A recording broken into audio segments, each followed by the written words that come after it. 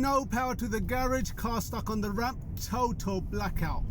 Heathrow Airport will be closed for at least 24 hours in an unprecedented shutdown that will spark worldwide travel chaos.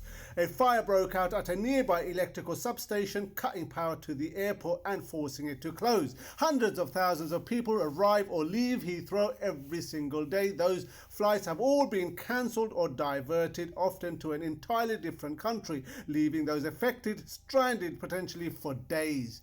Passengers have been told not to travel under any circumstances, and there's currently no timeline when power might be restored to the airport.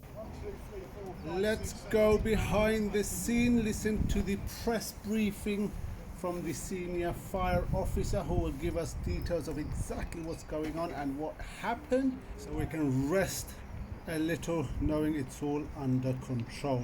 Let's hear what he has to say. Morning everyone, I'm Jonathan Smith. I am Deputy Commissioner with the London Fire Brigade. So at 2023, on the evening of the 20th of March, London Fire Brigade received 212 calls to a fire in a high voltage substation near Heathrow Airport. The fire involved a transformer comprising of 25,000 litres of cooling oil fully alight. This created a major hazard due to the still live high voltage equipment and the nature of the oil fuelled fire. LFB was in close contact with Blue Light Partners overnight, and at 0042 the Metropolitan Police declared a major incident. This remains a very visible and significant incident. Our firefighters worked tirelessly in challenging and very hazardous conditions to bring the fire under control as swiftly as possible. As of the most recent update that I have received, approximately 10% remains alight, and we are working with SSE to safely resolve this incident. As a result of the incident, 67,000 households were left without power. Currently, 5,000 homes remain without power. There remains no power at Heathrow Airport Terminal 2 or Terminal 4. The incident caused London Heathrow to close the airport and planes to be rerouted. We continue to work very closely with our partners to minimise disruption. 10 fire engines, 2 bulk foam units and 1 high volume pump were on scene at the peak of this incident. This equates to approximately 70 London Fire Brigade personnel. Firefighters safely evacuated 29 people from neighbouring properties, and as a precaution, a 200-metre cordon was established. Working with the Metropolitan Police Service, around 150 people were evacuated to a rest centre.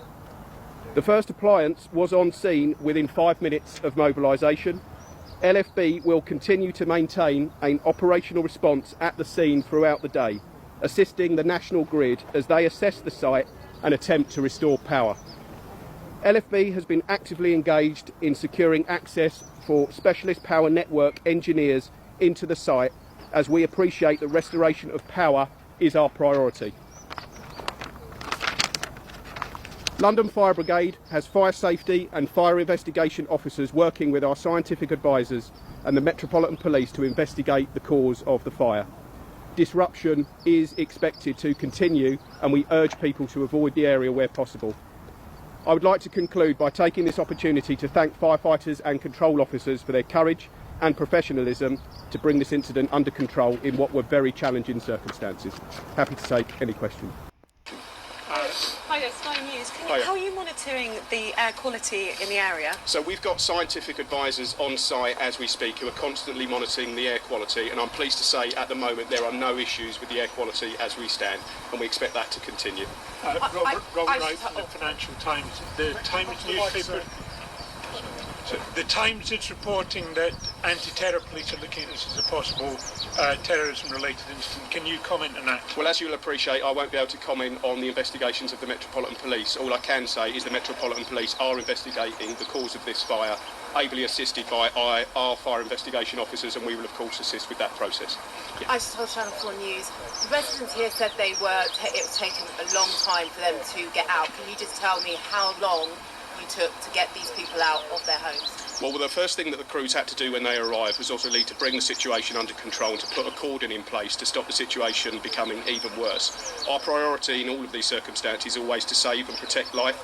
So any decision to hold residents back would have been taken by the incident commanders to ensure their safety and enable our crews to bring the incident under control. And what can you tell us about this just acrid smell in the air and the back of the throat? You're saying that the air quality is fine. It doesn't seem it standing here. No, well, the way the air... So we have very, very good scientific advisors who advise us to make sure that we are doing what we need to ensure the quality of the air. Now, as we stand at the moment, the foam blanket that we've been able to put onto the fuel that was on fire has contained that. And yes, there is still a smell in the air, but the safety of the air has been given the all clear by our scientific advice. We'll continue to monitor that and make sure that people have the reassurance that they need. Has there been a fire at the substation before? I'm afraid I'm unaware of any history with this particular site. And in terms of Heathrow Airport and there not being any sort of backup for the power there, can you sort of comment on why that might be? Well, as you'll appreciate, there'll be a full debrief of this incident that will involve all of the partners that were part of this incident, and all of those questions will be raised during that debrief, so I'm unable to comment further on that point. Are you able to estimate the cost of the fire? I'm afraid I'm unable to give that detail. How long will it take you to get this under control now? You said that 10% still burning. So as we stand at the moment, about 10% is still burning. We've got a foam layer that's on the fuel as we speak, and that is having the desired impact in terms of reducing the temperature of the fire. And we're now working with the National Grid and with SSE to make sure that we can restore power as soon as possible. So as we stand at the moment, this is one of those types of fire that burns for a significant period of time. Because of the cooling. Because of what we have to do is cool that down, and it's the nature of the cooling agent or the oil that was on fire, and that takes time to bring that under control. However, we are confident that we can work with our partners to restore power as soon as possible. Do you have any hazmat officers? I mean, are there any hazardous materials on there that we need to be concerned about? So no, so it goes back to the question around the air quality. So that's why we've got our scientific advisors on scene who constantly monitor the air quality to ensure that everyone has the reassurance that the air that you're breathing at the moment is safe. And at the moment, hazmat need here. So we do have hazmat officers here just to maintain our confidence in our ability to deal with anything should it erupt again. But as we stand at the moment, the fire is under control, the air quality is good, and we don't anticipate any further safety issues for members of the public. Just one more question, guys. Sorry, one more question. You've got to go. You've spoken about your team working tirelessly through the night. I just wonder, were any firefighters or indeed any people here injured by the blaze? So I'm pleased to report, as we stand at the moment, no one has been injured. Our firefighters, as you can imagine, worked incredibly hard in what were very, very arduous circumstances to bring the incident under control, but they did so professionally, they did so safely, and we don't have any injuries to report either to members of the public or to our firefighting crews. Apologies, everyone, that's the last question I'm able to take, but thank you very much for your question. Thank you.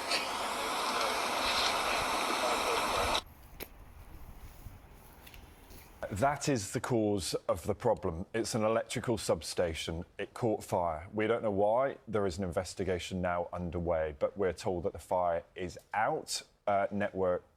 National Grid, I should say, trying to restore the network, not least to the businesses and homes in the area, but of course, crucially, to the airport. The airport entirely shut down. No flights in or out this morning. And as Nina said, they were expecting to keep the airport closed until midnight tonight. It means hundreds of flights have been diverted across the country. We know some went to Gatwick, some to Luton. But of course, those airports are now full. So some flights are simply turning around and some are being forced to divert to Europe. But the scene from Heathrow, you can just make out the airport there at the back, and it gives you a sense of quite how far that power grid is from the airport, but the disruption it is causing. If you've never heard of Hayes, now you have. It's known worldwide now for all the wrong reason. This is the home of the Hayes Squad and formerly Nescafe, right behind that substation, and also our power supplier to the Heathrow Airport.